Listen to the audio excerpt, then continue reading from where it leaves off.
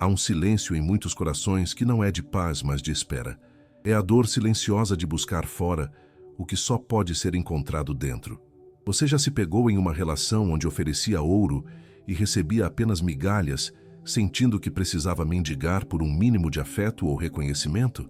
Essa é uma experiência comum, carregada pela sensação de estar só mesmo cercado de pessoas, vivendo a angústia de se perder ao tentar agradar aos outros. O corpo cansa, a alma se pergunta: por que adultos maduros com tanta experiência de vida continuam presos ao ciclo viciante de aceitar menos do que merecem? A resposta não está na falta de valor do seu coração, mas em um mecanismo sutil que reside dentro de nós: a fome afetiva.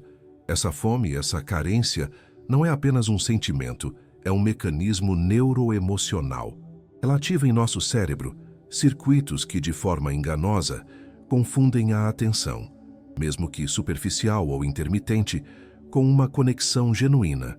É o cérebro viciado na pequena dose de dopamina que a validação externa libera, mantendo-nos presos a um ciclo de esforço por recompensa, onde a esperança de que agora vai dar certo se torna um jogo de azar com nossas próprias emoções.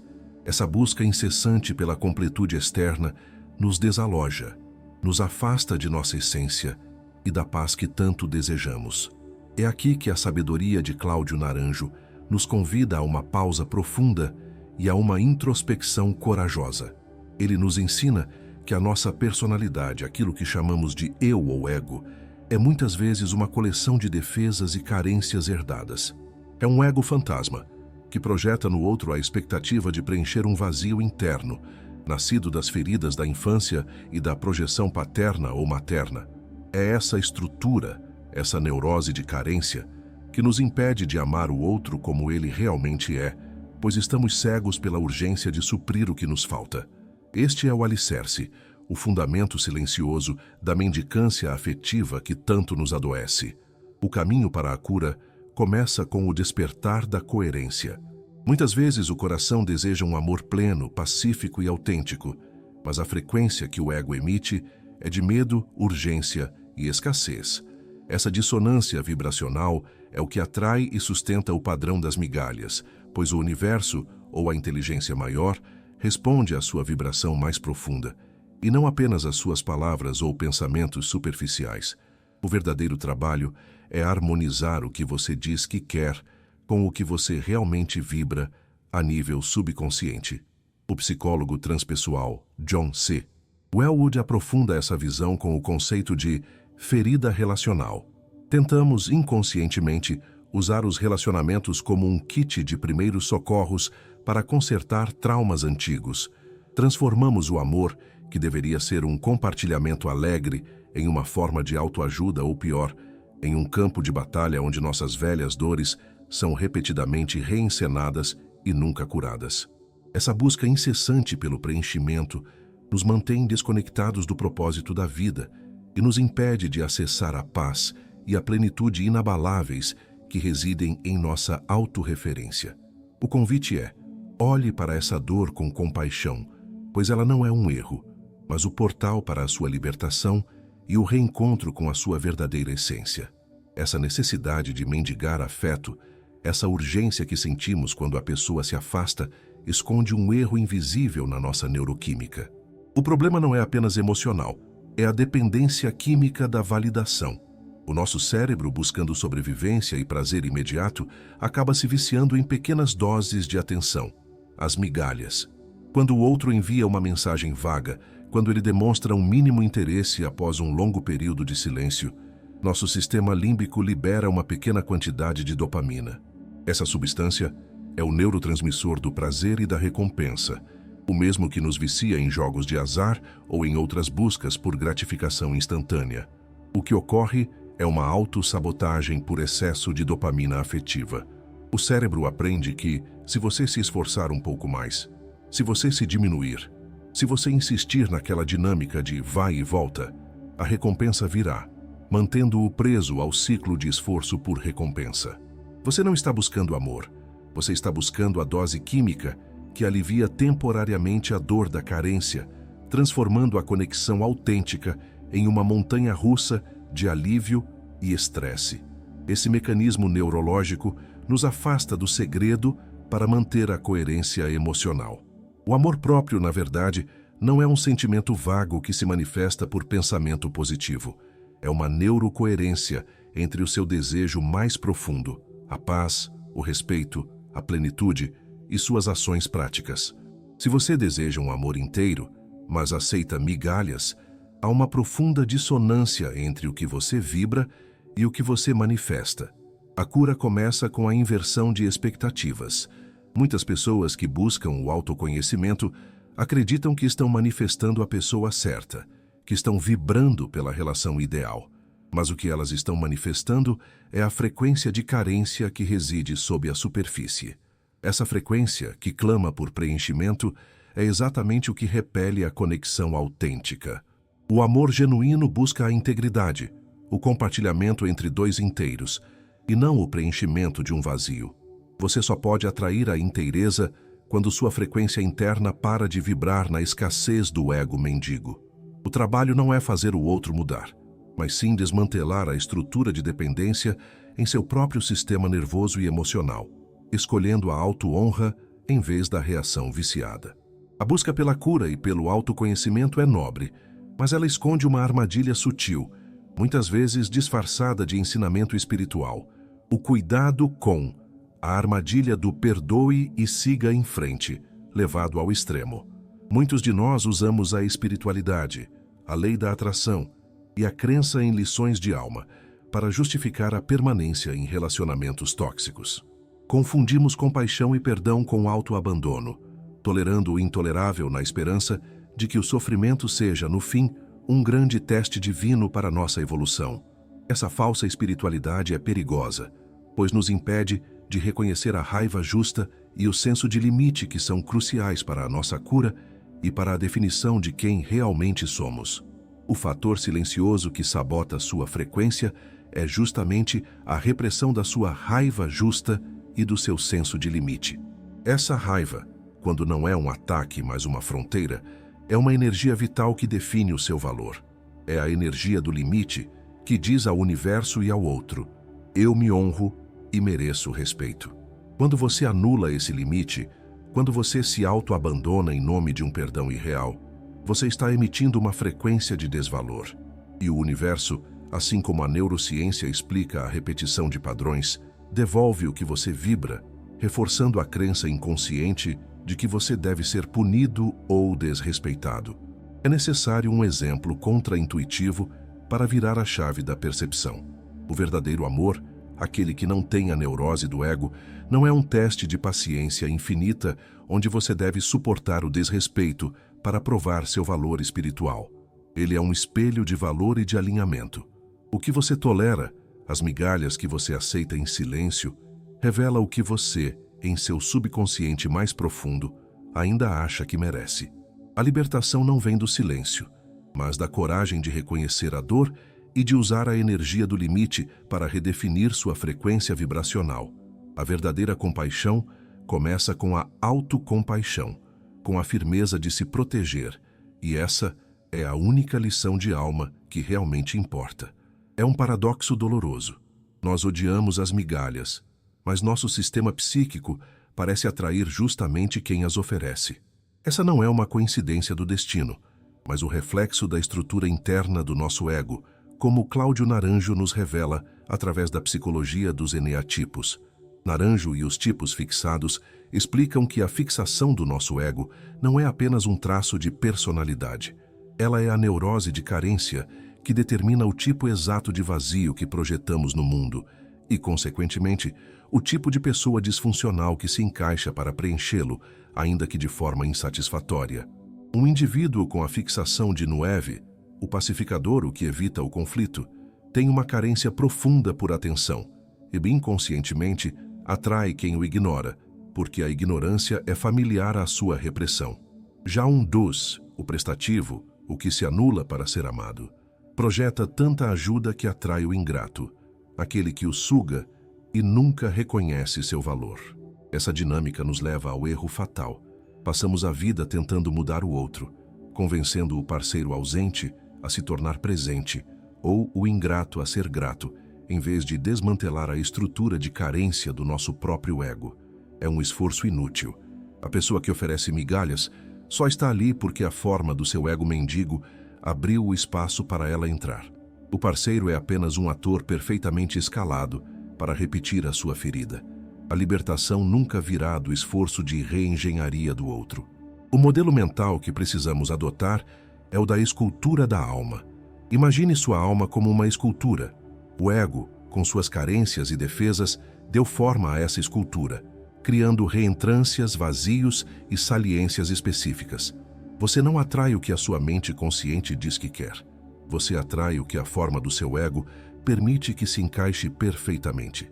Se o seu ego tem um vazio de autoestima, a reentrância, ele atrairá a pessoa, a saliência, que se encaixa para reforçar esse vazio, mesmo que isso signifique dor e migalhas. O verdadeiro trabalho, então, é modificar a sua própria forma interna, integrando as carências. Quando o vazio some, não há mais onde a migalha se encaixar, e a frequência do amor autêntico pode finalmente ressoar.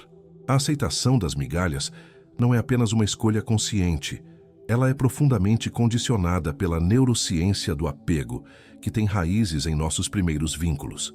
O cérebro, buscando a segurança que não encontrou na infância, acaba se viciando na instabilidade, pois essa instabilidade é, de forma paradoxa, familiar.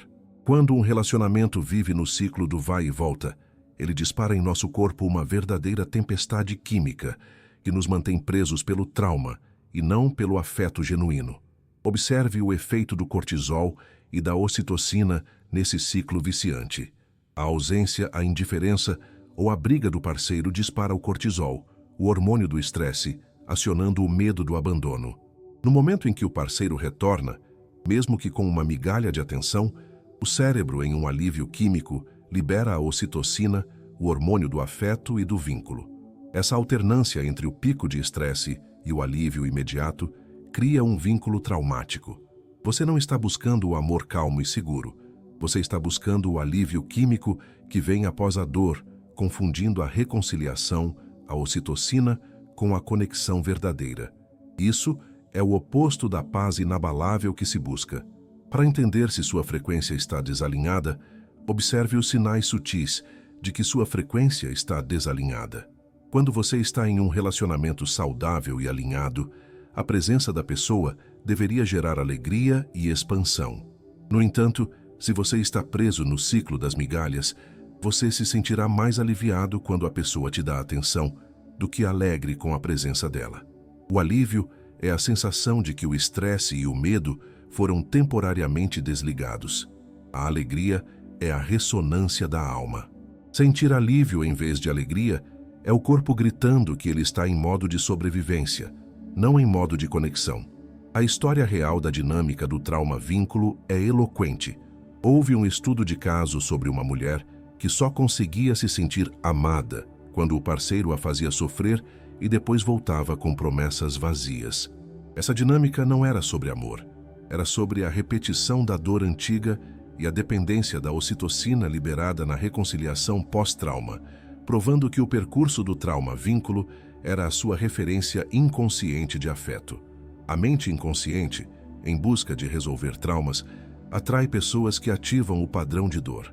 A cura exige que quebremos essa coerência química e neural, escolhendo a auto-honra em vez do ciclo viciante do cortisol e da ocitocina. A pessoa que está no papel de quem aceita migalhas e mendiga afeto é vista de forma superficial como a vítima passiva da situação. No entanto, é necessário um ponto de vista reverso, uma reviravolta na nossa percepção, para acessar a cura profunda. A pessoa que mendiga não é passiva. Ela está, na verdade, exercendo um controle silencioso sobre o parceiro. Esse controle não se manifesta através de gritos ou ordens, mas através da culpa, da autossabotagem, da superadaptação e do sofrimento. Ao se diminuir e aceitar menos, a pessoa mendiga está tentando forçar o amor e garantir de forma desesperada um lugar, mesmo que pequeno e doloroso, na vida do outro. O mitos sobre o controle nos faz pensar que controlar é ser rígido, mas o verdadeiro controle silencioso é o ato de se diminuir para não ser abandonado, garantindo o mínimo de conexão e aliviando a ansiedade. Essa estratégia inconsciente é profundamente limitante e nos afasta da nossa frequência de valor. O poder da cura reside na referência interna. A técnica de 3 etapas para reconectar sua vibração nos guia para fora desse controle disfuncional. A primeira etapa é a reatividade, o impulso de mandar mensagem, de implorar, de mendigar. A segunda é a consciência, o momento em que você reconhece o impulso, mas escolhe não agir. A terceira e mais vital é a referência interna, o ato de, em vez de buscar a validação do outro, você deliberadamente reforça seu próprio valor e sua auto-honra. É nesse momento que você substitui a urgência de controle pela calma da autorreferência. Cada vez que você escolhe honrar seu próprio valor e não reagir à migalha, você está enviando uma frequência de inteireza para o universo. A libertação de padrões não vem da luta, mas da coerência. Você não precisa convencer o outro a te amar. Você precisa apenas se tornar o amor, a fonte de sua própria energia. Quando você se torna a fonte, a mendicância cessa e o outro que antes lhe oferecia migalhas se torna irrelevante. Você se move da reatividade, mendigar, à referência interna, estabelecer o valor. E esse realinhamento energético é a única forma de atrair um relacionamento que ressoe com sua alma. Quando mendigamos amor, estamos tentando desesperadamente preencher um vazio que o outro jamais poderá tocar. É fundamental entender que existe uma diferença existencial entre o vazio do ego e o espaço interno que se abre para o amor genuíno. O ego, com sua neurose de carência, sente um buraco que clama por ser tapado. Use a analogia da casa vazia.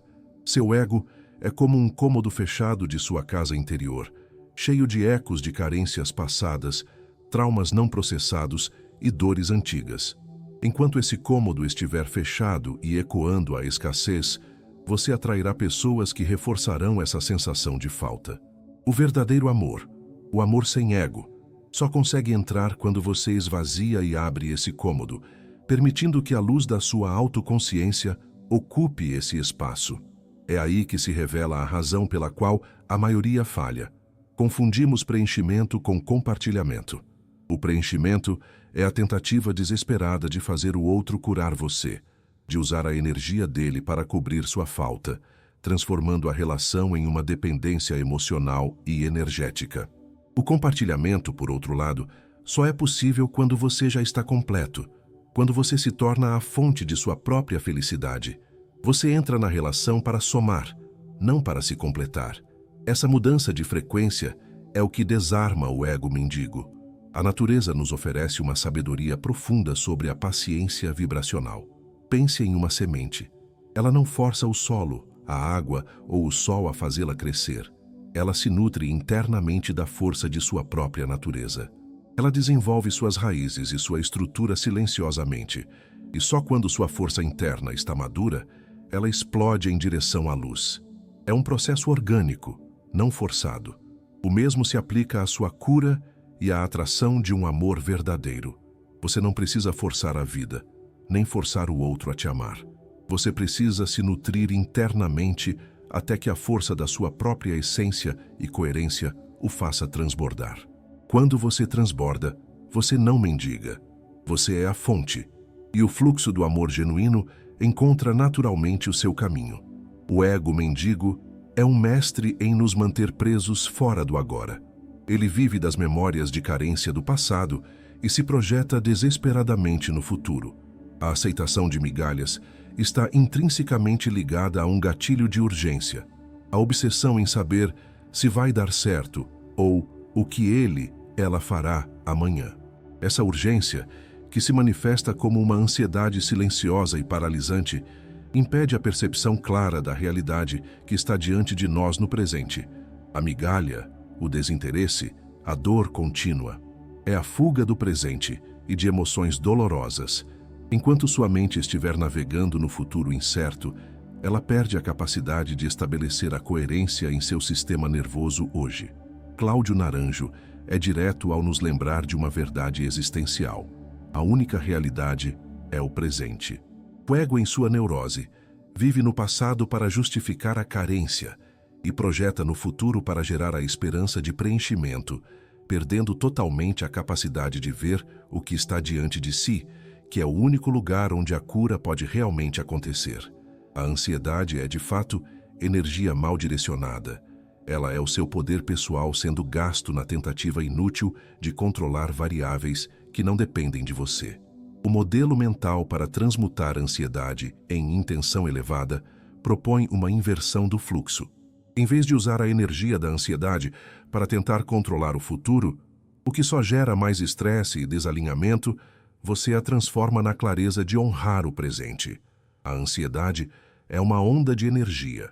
Transmute a urgência de controlar o futuro na clareza de honrar o presente, estabelecendo seus limites, reafirmando seu valor e voltando para a única coisa que você pode controlar: sua reação, sua vibração e sua autorreferência neste exato momento. É a escolha consciente de trazer sua energia de volta para si, alinhando-se com a paz que você busca, e não com a carência que a ansiedade tenta preencher. A paz que você busca reside na coerência vibracional de ser quem você realmente é. Chegamos a um momento de choque na nossa jornada, porque mesmo que conscientemente busquemos o amor e a paz, a nossa mente inconsciente, em busca de resolver traumas, atrai pessoas que nos tratam mal, que são ausentes, que são cruéis. Essa é a mais dura das verdades sobre o ego mendigo. O inconsciente, em sua fidelidade cega ao passado, acredita que a dor e a punição são o caminho para a correção e para a validação. O seu sistema, em um nível profundo, tem internalizado que o afeto está atrelado ao sofrimento. A repetição desse padrão antigo não é azar. É a crença do ego de que esse trauma precisa ser corrigido e não simplesmente abandonado. Você atrai o dissonante para ter a chance de finalmente vencer a situação dolorosa da infância. Mas o resultado é apenas a repetição. Essa atração pelo sofrimento exige um exercício prático para desativar o ímã do sofrimento, a técnica de desassociação emocional. Você precisa aprender a separar a memória da dor da reação química no seu corpo. Quando o parceiro ausente retorna e você sente o alívio, a ocitocina viciada, pare. Feche os olhos por um momento e observe.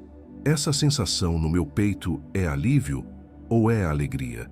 Você deve dissociar a memória da pessoa da reação química que o corpo aprendeu a associar ao prazer. Esse pequeno espaço de consciência é onde a cura acontece, impedindo que o corpo reforce o antigo marcador somático de dor. O verdadeiro trabalho de cura exige um focus shift. Pare de focar em ele, ela é o errado. E foque em por que meu sistema internalizou que isto é amor. O outro é apenas o gatilho, mas o padrão reside em você. É preciso ter a coragem de olhar para o próprio sistema de crenças e perguntar-se com compaixão: qual parte de mim ainda acredita que sou indigno de um amor calmo, inteiro e respeitoso? A libertação não é sobre julgar o outro, mas sobre desarmar o seu próprio ego fantasma que pede punição. Quando você desarma o ímã do sofrimento em você, a frequência da migalha não consegue mais ressoar. A boa notícia, que a ciência e a espiritualidade nos trazem, é que não estamos condenados a repetir os padrões do nosso ego mendigo. O nosso sistema nervoso, nosso cérebro, possui uma capacidade extraordinária de mudança: a neuroplasticidade. O neurocientista Antônio Damasio nos oferece um fator-chave para entender essa transmutação: o conceito de marcador somático.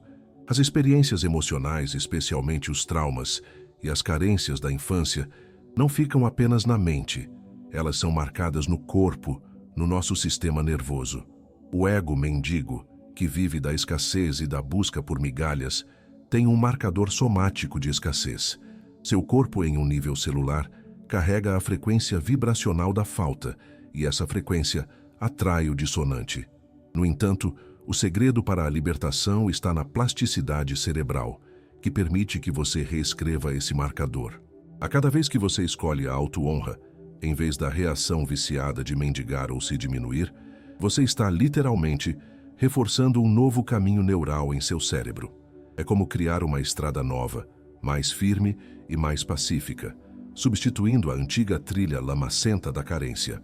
Essa reprogramação não é imediata, é um esforço consciente de presença e intenção que, repetido, transforma a estrutura neural e a sua frequência. A cura não é esperar o milagre, é a escolha de honrar sua trajetória em cada pequena decisão. É vital que você não seja como a pessoa que terceiriza o poder do seu próprio sistema nervoso. A pessoa que espera que o parceiro mude, que o universo mande a pessoa certa, para só então se sentir bem. Essa espera é o oposto da autorreferência. A verdadeira transformação acontece quando você entende que a paz interior e a plenitude são construídas de dentro para fora. A cada ato de libertação de um padrão tóxico, você não está apenas se curando, você está elevando a sua vibração e se alinhando com a vida que você realmente merece. A cura do trauma acontece na coerência entre o que você sente e o que você age, reescrevendo o marcador da escassez para o marcador da plenitude. O verdadeiro sinal de que o ego mendigo está se dissolvendo e que sua frequência vibracional está se elevando não é quando o outro finalmente muda, mas sim quando a migalha, que antes custava sua paz e sua energia, se torna completamente irrelevante. Esse é o sinal simbólico do fim da mendicância. Para entender essa transição, usemos uma metáfora poderosa. Imagine que o ego é um copo furado. Não importa o quanto você coloque dentro dele, seja amor, atenção, validação ou migalhas alheias, ele sempre vaza. O fim da mendicância não acontece quando o outro preenche o copo. Ele acontece quando você fecha o furo, quando você integra a carência e entende que a fonte está em você, e não no externo. A migalha só tem poder sobre você porque você tem um furo que ela pode temporariamente cobrir. A consequência imediata desse fechamento é a mudança de frequência. A partir do momento que a sua vibração muda para o completo, para a autorreferência, a migalha se torna algo que você observa sem custo emocional. Ela não gera mais o pico de ansiedade, nem o alívio químico do cortisol e da ocitocina. Você não sente raiva, nem desespero. Você sente apenas a irrelevância, a constatação de que aquilo não ressoa mais com a sua verdade e com o seu valor. É um momento de profunda libertação. E chegamos ao gatilho de exclusividade, que é a revelação do verdadeiro significado da lei da atração. A lei da atração, na sua profundidade espiritual e neurocientífica, não é sobre o que você pensa de forma superficial, mas sobre o que você é energeticamente. Você não manifesta aquilo que você quer, mas sim aquilo que você é. Se você é escassez, você atrai a migalha para validar essa escassez. Se você é plenitude, você atrai o inteiro para compartilhar essa plenitude. O fim da mendicância é a prova de que você reprogramou a sua frequência interna, permitindo que a luz e o fluxo da vida, que sempre estiveram disponíveis, entrem sem o filtro distorcido do ego. A cura é um alinhamento constante, e o sinal é a paz inabalável que sente a migalha e escolhe a própria presença. Se você chegou até aqui, saiba que a luz da sua consciência já está mais forte do que nunca. Você honrou sua trajetória ao olhar para a dor da mendicância afetiva, e esse é o primeiro passo para o reencontro com sua essência. No fim, a síntese filosófica que emerge é simples e transformadora. O amor não é um complemento, ele é um compartilhamento. Não somos duas metades buscando nos completar, o que gera a neurose da carência e a busca por migalhas. Somos dois inteiros que escolhem somar e caminhar juntos. Essa é a única base para um relacionamento que ressoa com a alma, livre da neurose de carência do ego. A dissolução do ego mendigo é um caminho contínuo, não um destino. O passo prático para substituirmos a urgência de controle que nos faz mendigar, nos diminuir ou nos anular, é a calma da autorreferência. Isso significa parar de reagir ao outro e, em vez disso, ancorar-se na sua própria presença e valor. É um ato de autocompaixão e libertação. Lembre-se, o ego vive no medo do abandono e a alma vive na coerência da inteireza. A sabedoria de Cláudio Naranjo nos reafirma essa verdade central. O verdadeiro amor só é possível quando desarmamos o ego e sua neurose de carência, pois só assim podemos ver o outro sem a lente distorcida de nossas necessidades infantis. Desarmar o ego é curar a visão que temos de nós mesmos e do outro. Só quando você para de projetar sua carência é que você pode de fato ver a outra pessoa, sem exigir que ela preencha seu vazio. A metáfora final que resume essa jornada é a do rio. O amor sem ego é como um rio que transborda. Ele não pede água, ele é a fonte. Quando você se torna a fonte de sua própria energia e paz, o medo de receber migalhas desaparece, pois você se torna incapaz de aceitar qualquer coisa que não ressoe com a sua plenitude. O chamado à ação, ativação que fazemos agora, é um exercício de honra própria para transmutar a ansiedade residual da carência em poder pessoal, fechando a porta para qualquer migalha. Neste momento, onde você está, feche os olhos por um minuto e sinta a presença do seu corpo. Sinta a coragem que te trouxe até aqui. Diga a si mesmo, em silêncio e com firmeza: eu honro a minha jornada. Eu sou a fonte da minha paz. Eu não aceito mais nada que não seja a inteireza, pois eu sou inteiro. Ao fazer isso, você está reprogramando seu subconsciente e elevando sua frequência. Deixe seu comentário e ajude a construir este porto seguro emocional para outros viajantes da alma. Se inscreva e ative o sino para mais jornadas de autoconhecimento profundo. Até a próxima jornada, onde a ciência encontra a alma. E lembre-se, a paz que você busca reside na coerência vibracional de ser quem você realmente é.